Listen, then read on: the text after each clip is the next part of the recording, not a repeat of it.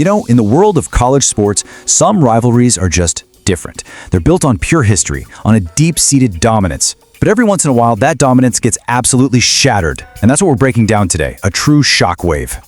24? What is that? Just a number, right?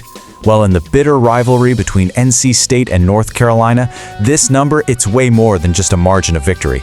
It is a statement, a demolition. See, this wasn't just a win.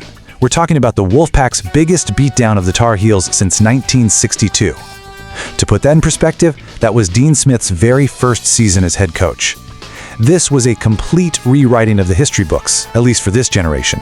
But to really get the weight of this earthquake, you have to understand just how lopsided this rivalry has been.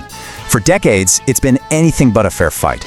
I mean, this slide really says it all, doesn't it? Since 1999, look at this, 46 wins for UNC and just 12 for NC State. It is the definition of a David versus Goliath story. But you know what they say, even Goliath has a bad day. So what changed? What was different this time? Well, enter two brand new personalities, a coach and a star player, who were dead set on tearing up the old script. That right there is the new head coach, Will Wade, a guy known for building tough, fiery teams. And he's talking about the engine of this new Wolfpack attitude, his star player, Quadir Copeland. And here's the man himself, Copeland. He's not just confident, he's got that swagger. He truly believes he's the guy to flip this rivalry on its head, and on this night, well, he proved he had every single reason to feel that way. And here's why. The guy just completely filled up the stat sheet. 18 points, 7 assists, 6 rebounds, 4 steals. He led the team in pretty much everything.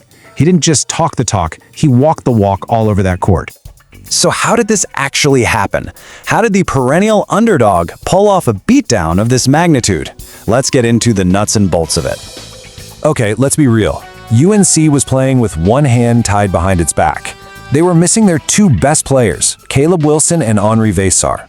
Just look at this. That's over 36 points and 18 rebounds a game, just sitting on the bench in street clothes. That's a massive, massive handicap. And without their star players on the floor to make things happen, the Tar Heels just went ice cold from deep. 5 for 33 from three-point range. You're just not going to win many games shooting like that. It's almost impossible. But you know, the moment that really defined this game, the play that showed NC State's new grit, came from a really scary injury. In the middle of all the action, Darrion Williams took this nasty fall, and his head hit the floor hard. His teammate, Matt Abel, said, "We all saw him bleeding. It was pretty bad. And for a second there, you could just feel the energy drain from the entire arena. It felt like maybe, just maybe, the magic was about to run out for the Wolfpack." But then, just a few minutes later, he comes walking out of that tunnel.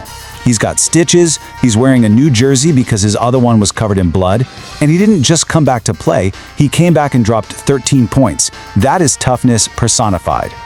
In all of that, it added up to this, 82-58. Not a buzzer beater, not a lucky bounce. A complete, total dismantling, from start to finish. And hey, if you think the statement was made during the game, just wait. The celebration after the final whistle was every bit as loud as the victory itself. In the handshake line, Quadir Copeland walks right up to UNC's injured superstar, Caleb Wilson, and tells him, "Lace up next time." I mean, come on. That is ice cold. That is the new, fearless attitude in a nutshell. And then they show up to the press conference with this custom championship belt. Copeland said it was a response to trash talk from last year. They even bedazzled it, just for them. Hey, you gotta love the pettiness. It's what makes these rivalries so great. And Coach Wade, he just summed it all up perfectly. He knew this wasn't just another game. For that long-suffering NC State fan base, this was bragging rights. This was a reason to walk into work the next day feeling 10 feet tall. So what does it all mean? A rivalry is completely redefined in one dominant night.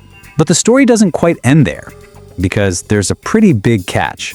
Yeah, because of the new conference scheduling, this was the only time these two are scheduled to play in the regular season. For the first time in over 100 years, there's no automatic rematch. UNC just has to sit with this beatdown, maybe until the postseason. Which, of course, leaves us with the big question. Have the tables really turned in this rivalry? Is this the start of a new era for NC State? Or was this just a perfect storm, a home game against a wounded opponent that a healthy UNC team is going to be dying to avenge when it matters most? I guess we're all just going to have to wait and find out.